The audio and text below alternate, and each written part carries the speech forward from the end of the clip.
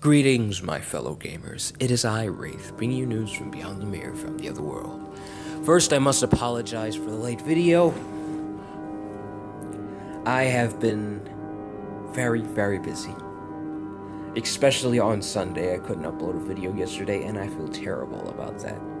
However, don't you worry, my fellow gamers. I will upload videos from now on throughout the week, probably except for Sunday, because I'm always so busy. But aside from that, there is something else I have to tell you as well. I cannot use my special studio, also known as my closet, because my phone is having serious trouble charging. I have to hook it up to this little special socket out here right beside my bed. So if you hear creaking from me moving around on my bed, I'm sorry about that. This isn't a very comfortable bed of mine. But anyways, aside from my ridiculously uncomfortable bed, let's talk more about Tower today, because I notice a lot of people are having trouble with Tower, and it's not only me. Like, very powerful players as well are having trouble with the Tower levels. The reason for that is each Tower level has a very special little secret to how you can actually beat it. Meaning it can be difficult just going on normally, just fighting the character, the enemy normally with, you know, attacks and spells and all that crazy stuff. That doesn't exactly work. Sometimes you really do just need a special team, a specially built team. This level in particular, level 97, I can't go over all levels because there are so many levels, and there will be even more levels in the future. But we won't be getting to that right now. Right now we'll be talking mainly on 97 and probably a few other levels, like these other levels I was telling you about. They don't get too difficult at the beginning. The beginning they can be quite easy. I mean, very much easy. It's just that as soon as you get closer to the 100 mark, they start needing special characters, certain types of characters. That is a real tongue twister, special certain types of characters.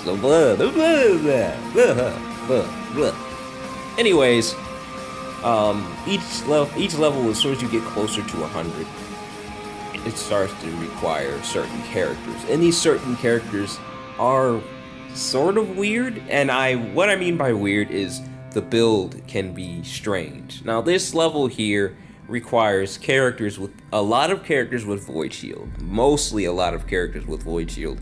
If you want to squeeze, I don't know, like a couple of characters in there that don't have Void Shield, but if you do have characters like that, I recommend making sure they have the Undead perk on them, meaning the Immortal perk. I believe that's what it's called, the passive that allows a character to revive once and become invincible for a certain amount of turns.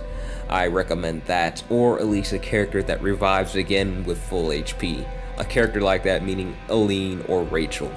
Mostly Rachel for this level in particular, because you need a character that has a debuff on them that allows the enemy to have decreased their attack and defense, and she has an ability like that.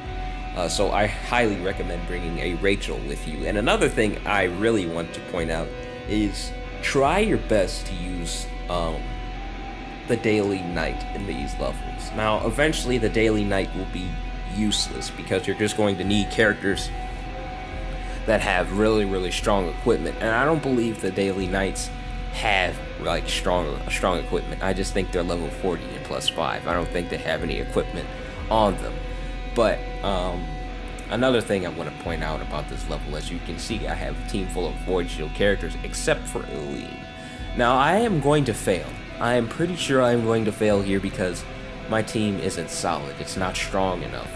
A lot of my characters are not level 40 yet.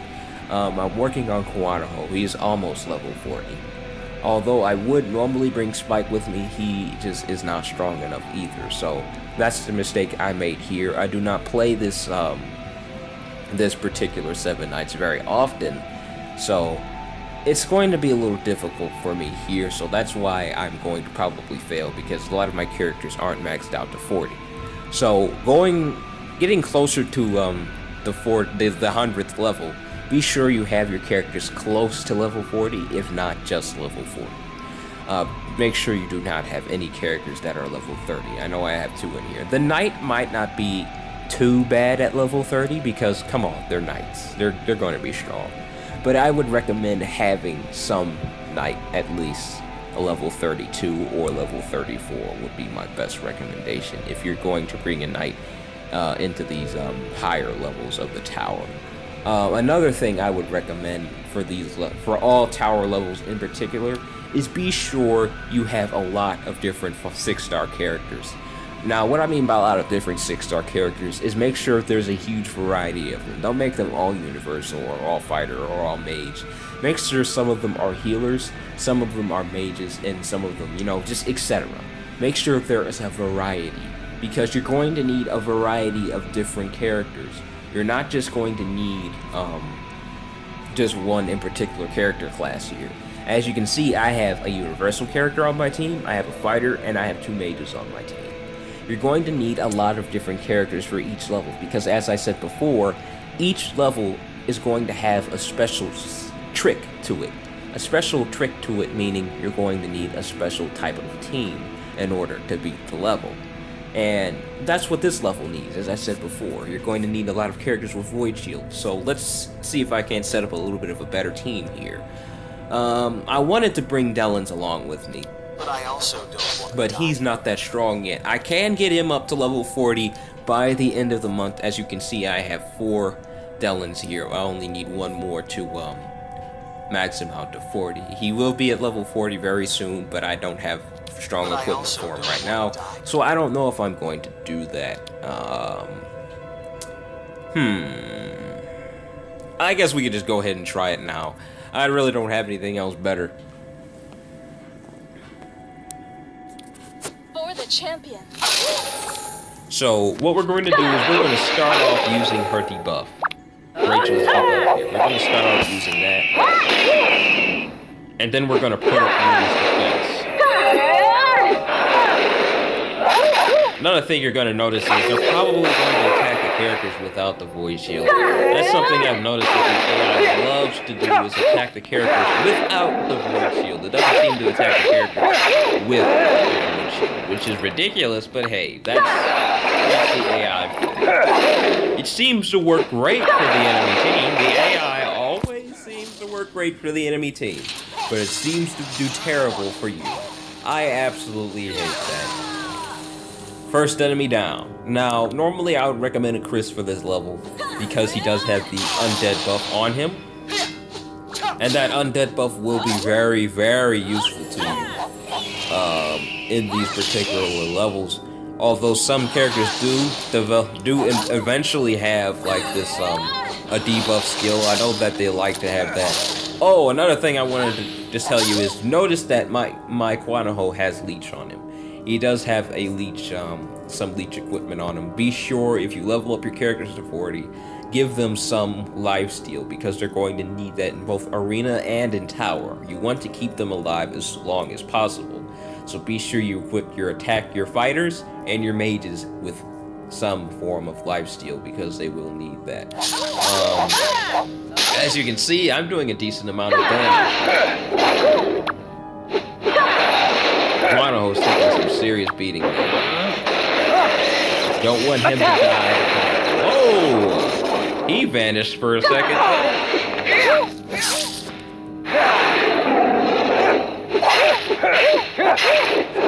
Increasing the skill CD is definitely a good idea for these levels. As you can see, he's really staying alive.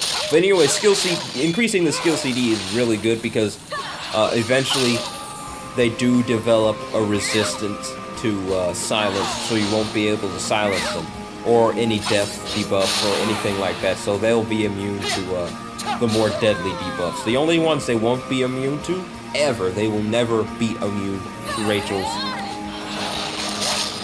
to this attack right here, Rachel's debuff. They will never be immune to that. So be sure you bring Rachel with you as often as you possibly can, because she will always be useful here. Quantaho is staying alive. One more hit like that and he's dead. So we gotta be careful.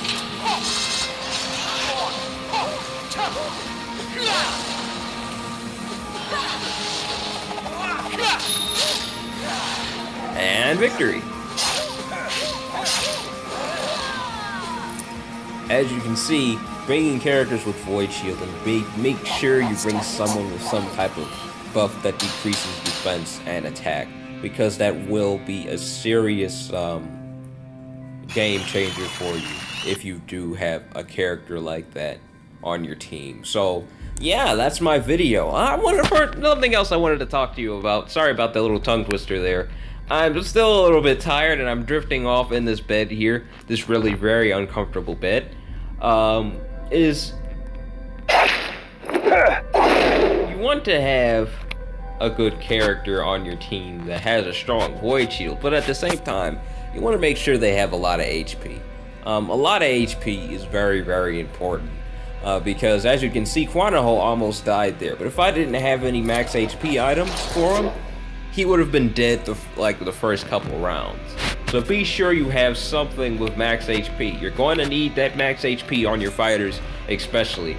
I know sometimes they're just say the recommendation for the fighters is probably like critical rate or counter rate, but you probably don't want that for the defensive items. You want to build max HP because you want to keep them alive on the field. And another thing you want to do is build attack speed. That attack speed is important. Attack speed is very, very important. I know I have something with critical rate there, but that's all I really had, so that's why I equipped that to him.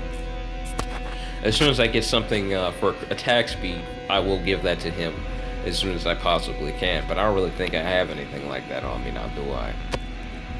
I don't have anything on me like that. All I have is some... So block rate is something else that tanks usually I would recommend for tanks, because they already have really high HP. So I would recommend one max HP item for tanks and give them something for block rate for their second item. But for fighters, both attack speed. Definitely both on attack speed. You really do need both attack speed on fighters, especially for Tower. Tower is something you're really going to need attack speed for, because as I said, you want to keep them alive as long as possible, and you want to make sure they deal out as much damage as possible. So be sure you have some serious attack speed on them and max HP. Another thing I wanted to point out about this video here is my voice is a little different. I'm sorry about that. I am sitting in a very, very wide open room, and as I said, I'm sitting on my bed. I'm sorry about that. I had to hook it up to this really weird charger in here for it to charge correctly, or else my phone would be having trouble again, saying low battery, low battery, low battery, and then when you hook it up to a charger, it wouldn't charge. So yeah, I don't know if I'm going to be making too many more videos on this here phone, but I probably might just try to find a way to make videos on the PC, and I think I remember someone leaving a comment about an app I can use to record on my PC, so yeah, I'm going to check that out as soon as I can. But anyways, that's all the time I got for my video, my fellow gamers. I hope you enjoyed it. This bed is starting to suddenly feel less uncomfortable. It's starting to feel a little comfortable. But yeah, that's all the time I got, my fellow gamers. Take it easy for me. Bye.